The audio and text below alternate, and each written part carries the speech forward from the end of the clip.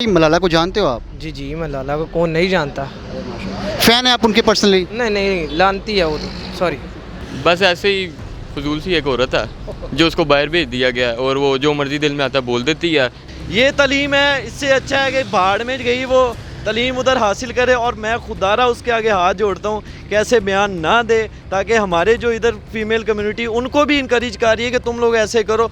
अस्सलामुअलैकुम दोस्तों, आप देख रहे हैं लाहौरी फर्स्ट स्पीक्स और मैं आपका होस्ट मोहम्मद सलमान ताहिर आपको खुश आमदीद कहता हूँ।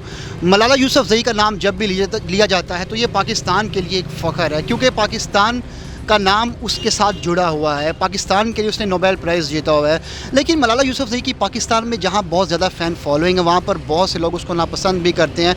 उनकी अपनी रीज़न्स हैं, उनके अपने लॉजिक्स हैं। देखिए, जहाँ पर उनको कोई स्टेटमेंट देने की ज़रूरत होती है वहाँ पर वो खामोश होती हैं, जिसकी वजह से उनको काफ़ी ज़्यादा क्रिटिसाइज़ भी किया जाता है। रिसेंटली उनका एक स्टेटमेंट था, वो ये कि when two people are in love with each other, जब दो अफराद एक दूसरे के साथ प्यार करते हैं या उनके साथ एक दूसरे के साथ मोहब्बत के ताल्लुकात रखना चाहते हैं, तो उनको एक दूसरे से शादी या निकाह करने की ज़रूरत नहीं। They don't need to go into marriage. वो पार्टनरशिप के ज़रिए एक दूसरे के साथ रह सकते हैं। देखिए, इस बात के ऊपर हमें भी बड़े क्वेश्चन मार्क है, क्योंकि देखिए इखलाकियात किसी भी कौम को गिराने के लिए बड़ी होती हैं। अगर हम इखलाकी तौर पर किसी कौम को गिरा दें तो वो उस मुल्क का ऊपर उठना नामुमकिन होता है। वो इखलाकियात चाहे पाकिस्तान की हों, ईस्ट की हों या वेस्ट की हों, मगरिब की हों या अमेरिका की हों, इखलाकी इक़दार बहुत ज़रूरी होती है किसी भी मुल्क को अपने पाँव पर खड़ा होने के लिए, मजबूत होने के लिए। ये स्टेटमेंट जो है उनका, पाकिस्तानियों को इसके बारे में कैसा लगता है, उनका क्या कहना है, ये उनसे बात करते हैं और उसकी राइट लेने की कोशिश करते हैं।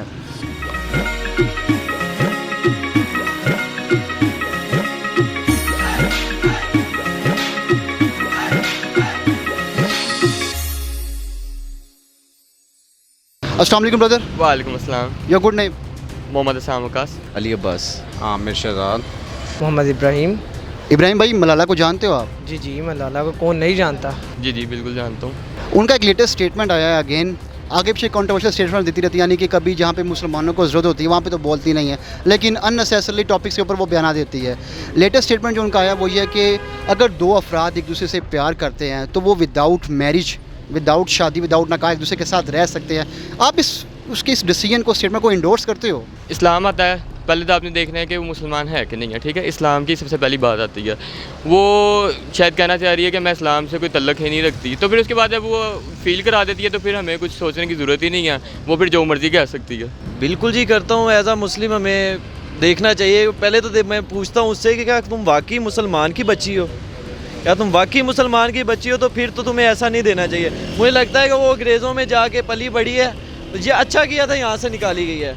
उसने इधर गंद घोलना था, इससे अच्छा है उधर जाके गंद घोले और घोलती रहे। और वैसे भी उसने जो स्टेटमेंट दी है इस पर सीरियस एक्शन वाकई होना चाहिए, और लानत है ऐसी स्टेटमेंट पे, क्योंकि ऐसा कोई कल्चर नहीं है जो हम इस्लाम में हो, ऐसा कोई फ़िरका नहीं है जो इजाज़त दे इस चीज़ की।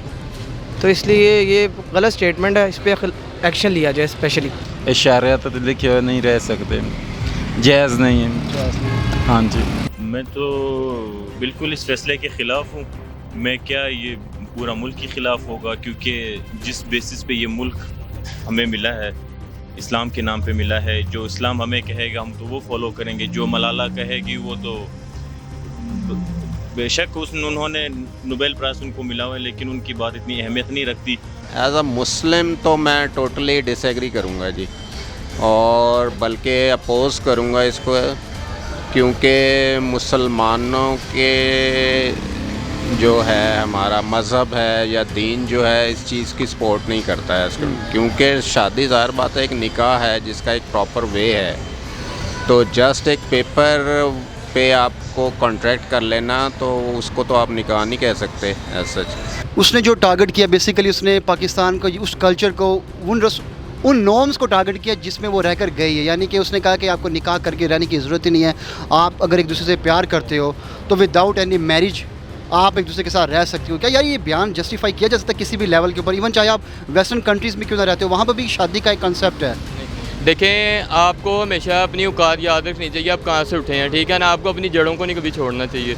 जब आप अपनी जड़ों को भूल जाएंगे तो फिर तो आप जहाँ मर्जी जाएँ, पूरी दुनिया में जिधर मर्जी जाके जो मर्जी बन जाए, यहूदी बन जाए, जो मर्जी बन जाए, जो मर्जी कहते फिर इसमें क्या यार फाशी फैला रही है एक तरह की, और उसको मेरे ख्याल से जूता उतार के उसके मुंह में मारने चाहिए, जैसी वो औरत ने ऐसा बयान दिया। यार तू इस्लाम में है, तुझे अल्लाह का कोई डर ही नहीं है। उस बंदी को वेस्ट में चली गई, अल्लाह एग्जिस्ट नहीं करता? वो तो पागल की बच्ची है यार। उसको तो मैं कहता हूँ उसके घर में ऐसी मैं पहला क्वेश्चन उससे ये करता हूँ कि मलाला आज मुझे ये बताओ कि तुम्हारे मामा पापा का रिलेशन था वो क्या वो यही रिलेशन था? निकाह ही पहली सीढ़ी है जिस पे एक प्योर रिलेशन शुरू होता है। ये तो दूसरे रिलेशन तो यार एक 2 नंबरी ही है। तो इसलिए लानत है एसपी मलाला पे और लानत है ऐसे माँ बाप पे जो ये सुन के भी उस पर एक्शन नहीं ले रहे। उसको बुला के जूतियाँ मारनी चाहिए। बिल्कुल टारगेट कर रही है और ये इफेक्ट भी होंगे इस तरह से, क्योंकि आने वाली जो जनरेशन है ना लोग उसको फॉलो करते हैं, मानते हैं। उन्होंने नोबेल प्राइज़ उनको मिला, ये वाकई में बायस फ़ख्र की बात है कि हमारे नेशन को नोबेल प्राइज़ मिला और इतनी यंग एज पे मिला। लेकिन अब उन्होंने ये बात इंटेंशनली की या अनइंटेंशनली की, अब बात तो गलत की है। ये है एक कोड ऑफ कंडक्ट है, ज़ाहिर बात है, जो हमारे मज़हब ने सेट किया हुआ है, तो मैं तो टोटली डिसएग्री करूँगा इससे। तो आपका क्या पैगाम है मलाला के लिए?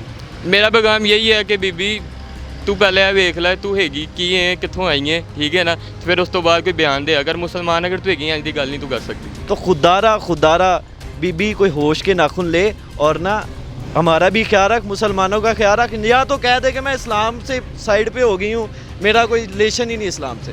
तो इस बंदी को ना हमारे मौलवी हज़रात से मैं गुजारिश करूँगा, फतवे तो देते हैं, उस पर फतवा दो, गवर्नमेंट एहतजाज करो, अब सड़कों पे आओ ताकि भाई इस्लाम का पता चले।